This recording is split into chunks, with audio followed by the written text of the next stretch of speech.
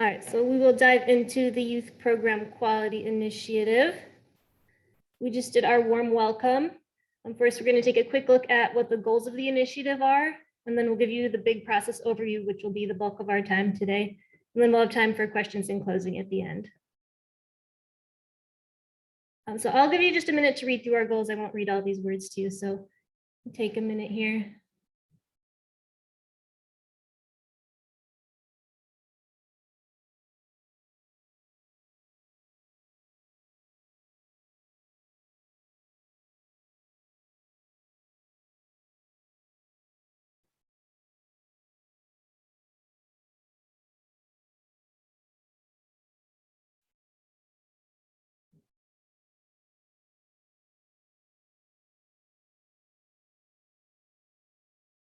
And so all of that really to say that the research shows that the higher program quality we have leads to better youth outcomes. So that is the big picture, the big why we are doing this work. So the summary of the whole process is this 3-step or 3-phase process called assess, plan, improve. In the assessment phase, you're collecting data about your program, and then you use your data to make a plan, and then you implement your plan, which will help your program improvement. So we'll start with the assess phase. In the assessment phase, there are a few different tools that you'll use to assess your program. You'll just use one of them. They're all based on this pyramid of program quality, which comes from the Weichert Center for Youth Program Quality. It's very similar to Maslow's hierarchy of needs. The things at the bottom need to be in place before the things at the top can be in place. And it's divided into 4 domains. So we have safe environment at the bottom, supportive environment, peer interaction, and youth engagement at the top. So each of the tools align with, all have different parts that align with different parts of this pyramid. So the 2 tools that we're focusing on in our initiative are the school age program quality assessment, or the SAPQA, which is grades K through 6. And that can be done as an internal assessment or an external assessment. And we'll discuss what that means on the next slide. The other option for this year is the youth program quality assessment for grades 4 through 12. And the 2 tools are very similar. There's just some of these details within the pyramid. These are called scales within each of these domains. A couple of the scales are different just because of the age level differences. There is a third tool called the social emotional learning program quality assessment, or the SEL-PQA, lots of acronyms if you haven't noticed. And that can be used for grades K through 12. And it has the same 4 domains, but it's kind of like a higher level. So I would like place it on top of this pyramid. So you want the things in these first 2 tools in place really before you move into the SEL-PQA. The SEL-PQA was developed in 2019, right before the pandemic hit. So there hasn't been a ton of training out for it yet. And so we're really encouraging programs to use one of these 2 tools, the SAPQA or the YPQA for the first year or 2, and then graduate, I suppose, to the SEL-PQA after you really have a good handle on the items in the SA or YPQA. And Aaron, I'll just jump in real quickly as well. So this is Thomas with the network. So one of the things, so right now in terms of what we're able to offer for services, so we at the network are able to offer services around the school age tool and the youth tool. We are hopeful that we will be getting our full kind of certifications and things for the SEL tool soon.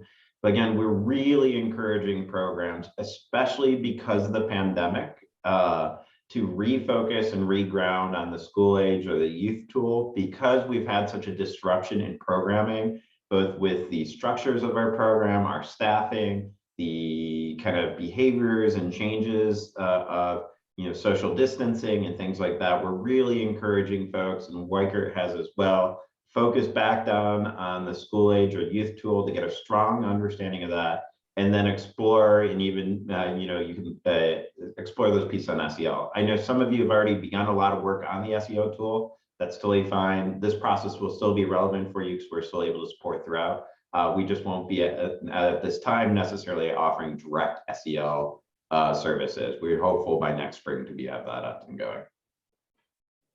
Thanks, Thomas. Yeah, so it's a great chance to focus on back to basics as we're coming out of this pandemic. So using these tools, you can either use them to an internal assessment or an external assessment. And the internal assessment is you with your program, you'll have you and your staff or whoever else you want on your YPQI team. You will observe your program for like a day or two, depending which staff is observing which parts of program.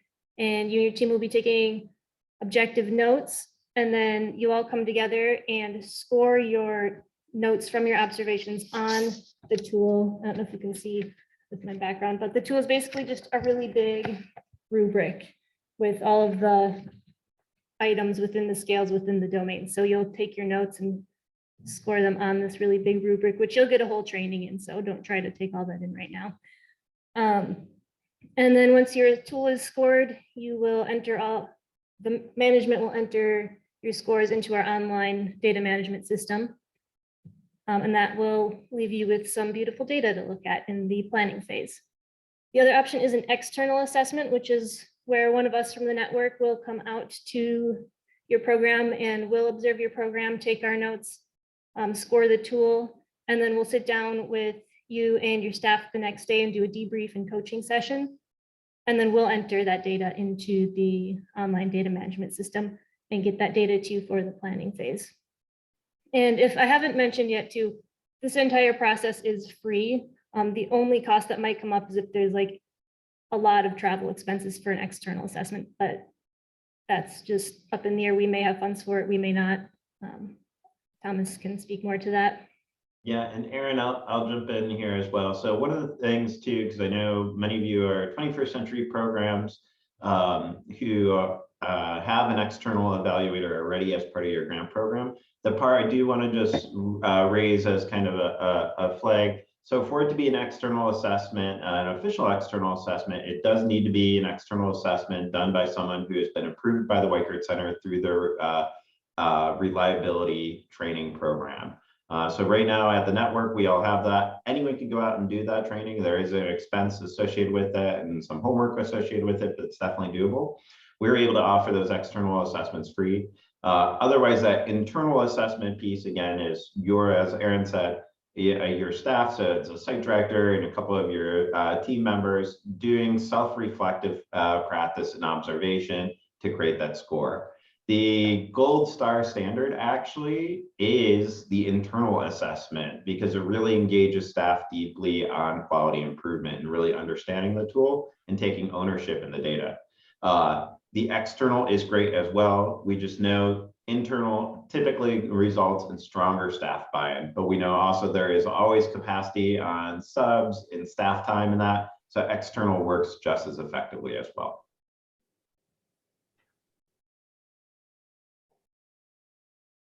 All right. So there's also this other tool that's separate from the PQAs. It's called the organizational assessment tool that we call Form B. And this is a measurement more of organizational level items that allow the things in the YPQA or the SAPQA to happen. So this happens by us sitting down with either a site director or management at the after school program. And we do an interview, and the tool looks very similar. It's another giant rubric. We ask all the questions, and then we go through the tool with you and score the items together. And then we enter those scores into the system and get that data to you for the planning phase. And we're only a year in, but we're only doing the Form B the first year, and then after that, every few years. It's not something that needs to be done every year unless there's major turnover or something of that nature. And here is what our timeline is looking like for the assess phase for next school year. It's not set in stone. As things go, dates may change. But for right now in August, we're looking to do a kickoff. And then in September, depending which tool you use, you and your team can attend either the YPQA basics training or the school age PQA basics training. And then throughout September, October, your first few months of program, you'll do your internal or external assessment. So you have kind of a range of time to get that done. And then sometime in October, we'll do a training with a little more detail on how the Form B organizational assessment training interview process works, and then we'll schedule that interview as well. And then we'll shoot for near the end of October to have all of, we'll do a check-in and then teach you how to use that data management system, and then shoot for by the end of October to have all of the data ready to go. So once all of the assessment is done, we have all of our data in the system, we'll move into the planning phase. And so we'll give you a preview of what that data is going to look like. And Erin, before we jump, can you jump back to that slide? I just want to jump in as well. And so part of this right now, as Erin said, so we have funds right now. Because of the pandemic, we are way underspent on our travel budget. As you imagine, as a statewide organization, we travel around to programs a lot. So we do have funding this year to be able to go out to programs.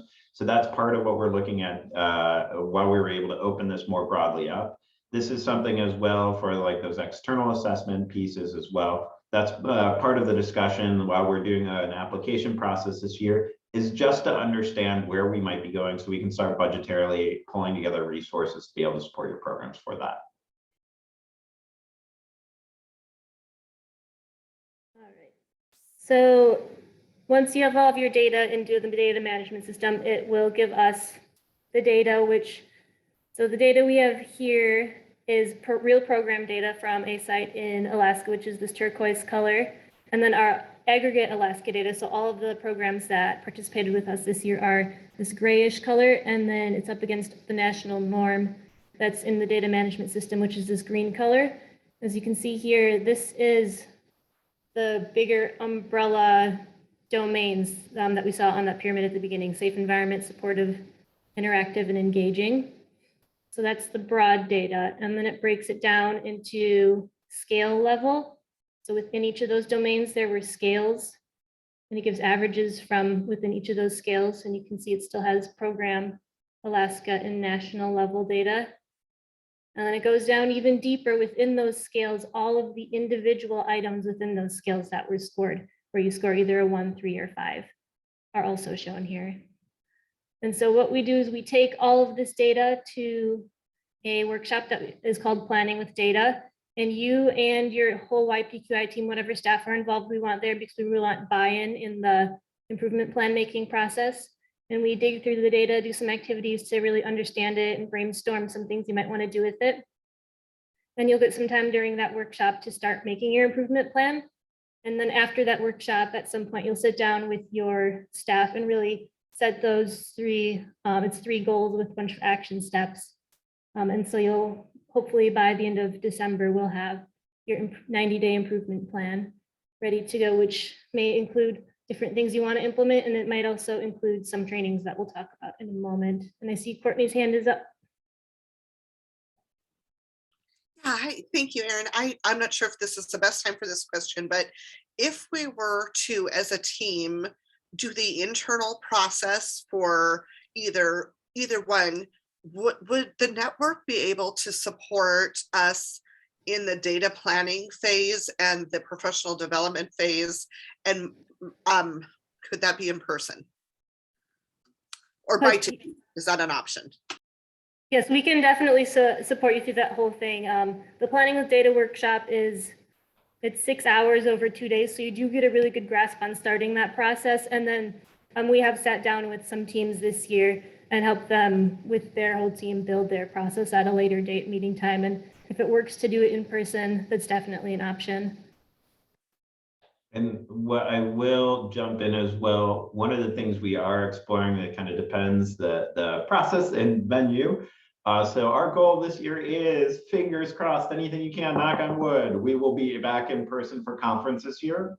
One of the things we are exploring is potentially our pre-conference day that we've historically done is do the pre-conference day as a Planning with Data day. So that way we'd have teams in the room, you'd be working with your team to set up your goals. You'd actually walk out of the pre-conference with your goals set for programs. So that is something we're exploring. We're not 100% committed to it because we haven't have our venue locked down yet and our dates, but that is one of the things we're exploring as well. But yeah, Courtney, we have the ability for those on-ramps and off-ramps, because we know some folks may be already doing some of this assessment gathering data, but you just need access or support with the Planning with Data workshop. that's part of it as well. What we'll be able to offer is, so if there's parts of the quality improvement process you're interested, we'll be able to help support you with that too.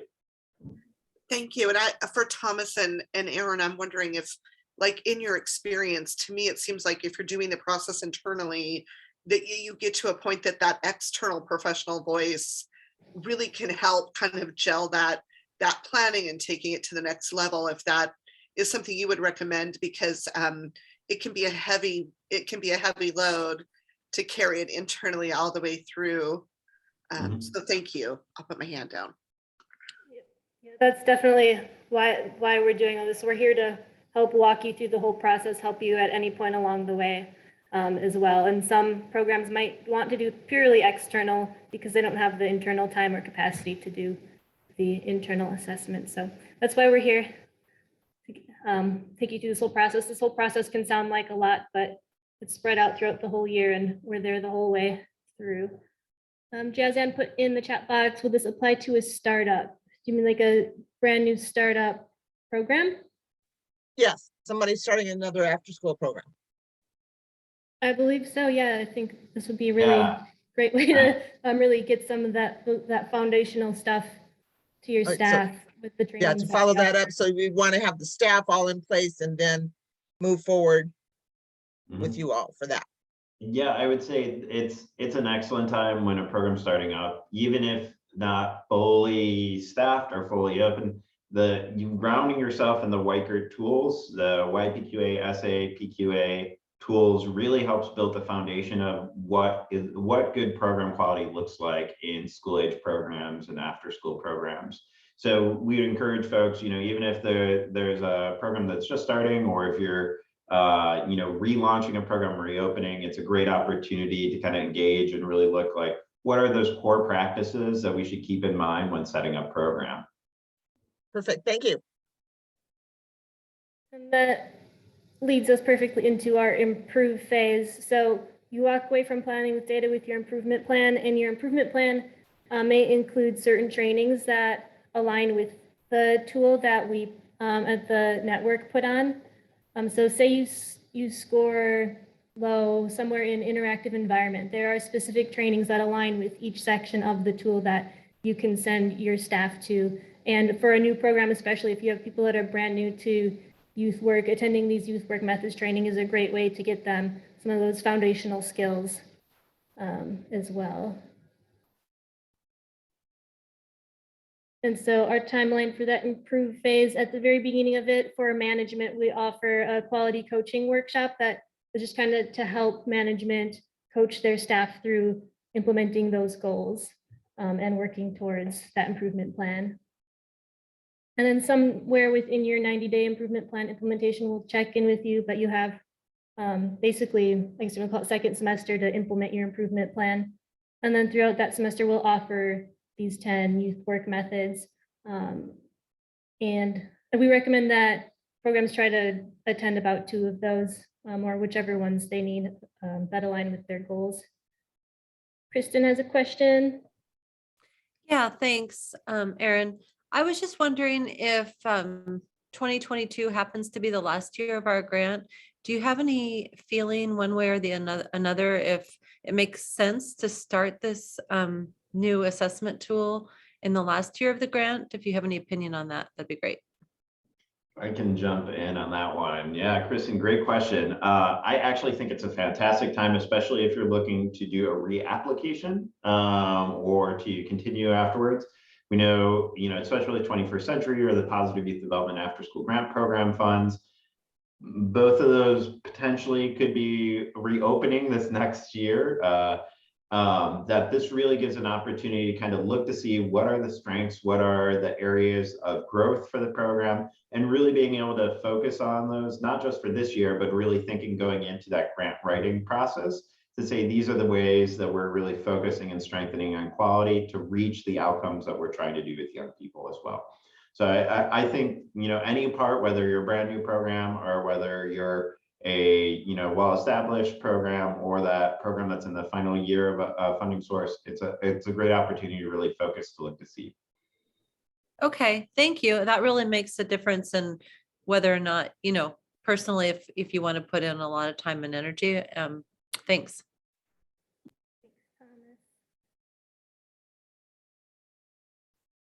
And then after that, the improve phase, we do a reassessment. So that could be you doing another internal assessment or us coming to do another external one, just that you have some data to compare, see where you've grown, see maybe an area you want to focus on in the future.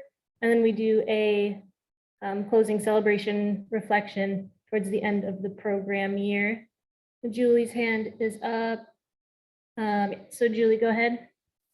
Hi, I'm just in the process of creating a draft budget for next year for the 21st century. And I'm just wondering, you know, I haven't been quick enough to write down all the dates. And so, can you give me an overall sense of how many hours I would need to budget for this training for the staff?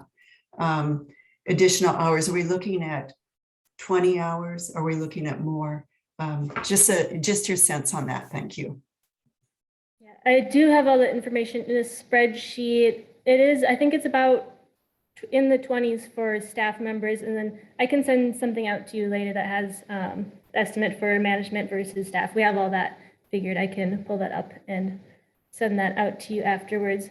I think we do have another Zoom call on this account in a couple at 12:30. So Aaron, that's okay if we run a little Okay. over, Anna, or we're just. okay. I just So wanted, what I will jump in as well, Julie, for your point. So what a lot of these resources also are on our website as well, posted out. We're happy though, if you want to schedule time, Julie, or anyone for that matter, to schedule some time and think really through, okay, what would this look like for implementation at our site and programs? We know every program and organization is in a unique spot, especially with everything that's been happening the last several years. So I'm happy to kind of weigh, we can kind of weigh in and look to see what makes the most sense for your program and where it's at. The part, Aaron, if you can jump back to the last slide, then I want to say, so this past year, we've been doing this with 7 programs across the state through the Positive Youth Development After School Grant Program Fund and the Marijuana Education Treatment Program. And so right now, all of our programs initially, because of COVID, did a self-assessment because we weren't allowed to travel into communities because a lot of the communities were still in lockdown. So when Delta variant was raging. But right now where our programs are is a lot of the programs are back open. They feel they had their original self-assessment, and now they have asked us to come in and do the external assessment at the end of the year to be able to look to see, okay, this was our staff assessment, here's our external assessment at the end of the year. So even sometimes doing a combination of the two, and really it's kind of dependent on the programs themselves. So happy again to spend some time with you individually to be able to get a chance to see what your quality improvement needs are and how this process could help support them. and you could also do both at the same time to get a gauge on like how objective your internal versus an external would be as well. Definitely many combinations of options there. This is just a quick snapshot of the eligibility. We're looking for out of school time programs that meet 3 to 5 times per week for 2 to 3 hours per day during the school year, provide services to at least 20 youth, and have at least 2 staff members that support programming that can help be on the YPQI team and participate in this process. So that was a lot in 29 minutes. What questions do you have? Hi, this is Courtney again. When we look back at the 2 staff members, would that be per organization or program, or 2 staff members per individual site? And if the site is larger, do you recommend a larger team? Yeah, it can definitely be a larger team. I think it could probably be a little bit flexible. We just want to have team buy-in, and a lot of the trainings we'll put on for everyone, but it can be really hard to do if we're doing a training just for a specific organization. If it's really small as well, a 1-person training is a little bit different. But I think that's pretty flexible, but the more the merrier, the more people who are involved. Yeah, and I'll chime in on that as well. So part of it is too, what we're looking to try and ensure that this is not just something that the coordinators say. I will tap into Fairbanks since we got a good Fairbanks showing here. So it's not just something Lindsay's involved in and is receiving the data to, and then dispersing it out to site directors and the staff.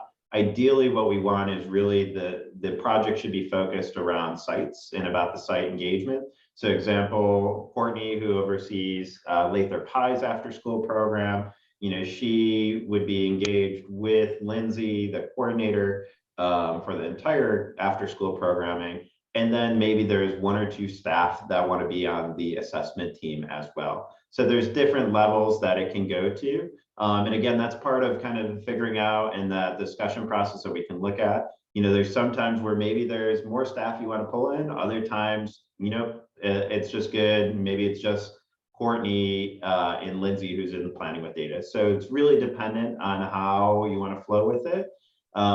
There really is no right or wrong way. What we do encourage, always the best practice is the more staff are familiar and comfortable in understanding the process and what's happening in the data, the more trust and buy-in there is on that ability and action to change.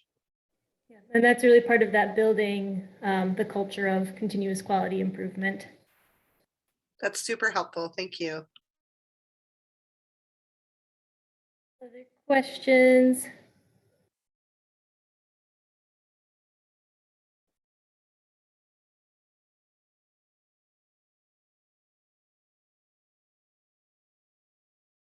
If any other questions do come up, I will put all of our email addresses in the chat, but for our closing, you can drop in the chat or come off mute. Let's do a 1 to 5 again, how you're feeling with all of this information. If that was a total blur, give it a 1. If you have a really good understanding, give it a 5.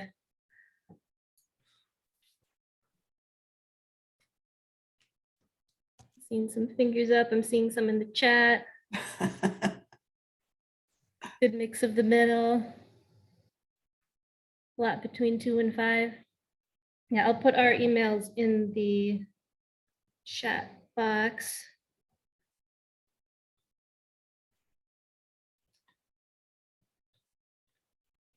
And I'll also send out some of the information with the management and staff hour estimates as well. And so if you're feeling like you definitely want to participate with us on our website, there is a PDF on the application page. It's a fillable PDF. You can just fill that out and send that back to us. Oh, thanks, Thomas, for putting those in there. And is there a deadline for to apply? I think we said it was the end of April, but it's flexible. I mean, we don't start until next school year, but we just want to get it on people's radar and get them prepared and in the mindset that they're going to be participating in this thing. Yeah, so we have a deadline at the end of the month of April. That is really for us, just like many of you are doing your budgetary planning for next year, that allows us to do our budgetary planning. Our funding sources are all over the place. Some of them end with the state fiscal year in June. Some end with the federal year in October. Some end in December. So this just helps us do a better job planning to know about how many programs are interested. One of the other pieces of information I'd say and share out is if you're interested in going on, you're like, yep, we have 5 sites. We're going to do it at all 5 sites. Great. Let's have a conversation about that. If you're like, hey, we have 5 sites, but maybe really only 2 have like readiness or capacity to start doing this work, that is also okay. And that's very much what we did this past year with some of our program sites. Project Grad, who's a 21st century program, as well as a PIDAP funded program. They were just doing it this year with 1 site, and now they're looking at expanding to additional sites because it was the ability to, okay, let's figure the process out and then move from there. So that's also okay. There's lots of abilities. We see ourselves offering the service ongoing. The one part I will say that's the added benefit of being part of the cohort is 1, you're going to be in that peer environment to be able to share those best practices and those tips with each other. And 2, as Aaron showed, your data will be part of the Alaska cohort. So what we are doing now as a network, now that we started collecting this data, is this allows us to adjust our supports for programs too. So as we are offering additional webinars, in our conference and things like that. That allows us to see across the state where programs are really excelling, where there are some areas where maybe they might be struggling or have some growth areas. And it also allows us to be able to see across program types, hey, great, we know this program, like the one shown, as data shown, they had some room to improve on safe environment, but they were really actually exceeding well above the national norm on engagement. So how can we tap into what they're doing on engagement and share that with another program who may be struggling with engagement? So that's one of the great parts, as well as kind of doing this in the collective. Plus, again, this is my air horn buzzer moment. Free, free, free, free, free, free is the other part with this as well. So our goal is to keep offering this free. That is going to be, of course, funding pendant. This year, though, we are really confident we have the ability to do so. We have the staff as well who are already all trained to do it. By all means, you're welcome to go out on your own and do this. We don't care. We just see this quality improvement work really as the best practice in the field. But we'd love to have you all join us. Thank you guys so much. Thanks for coming, guys. I'll stay on for another minute here if you have any last questions, but otherwise I'll plan to send out that information. And Todd, I did see you jump on late. We're going to be sending out a recording to this as well, so we'll send that your way, Todd. That'd be great. Yeah, I got the starting time mixed up on my calendar. No worries. Hey guys, so is this train the trainer, train the facilitator, or is this the call for applications? This is just the overview. So this is not this is not an official training. This is an overview of the Okay. process for folks to apply into it. Yes. Because we at RollCap, we want to deliver this Mhm. to our tribal youth programs, Yeah. their coordinators, their Yeah. family service specialists and that kind of thing. Yeah, and I think that's what my hope is. We will be able to have some of that conversation when we all meet and connect next week. Yay. Is to look to see what that could look like. Because yeah, right now we've been doing it with the Ray program with Maddie and Liza, and really kind of looking to see, because it's a lot different when there is a solo person out doing engagement, and how we can utilize the tools and supports to help them out. Okay, sounds good. I just wanted to ask and get clarification because I was like, wait, am I here for the wrong reasons? No, I'm not. Have a good day. Thank you. Thank you. For coming, Eva.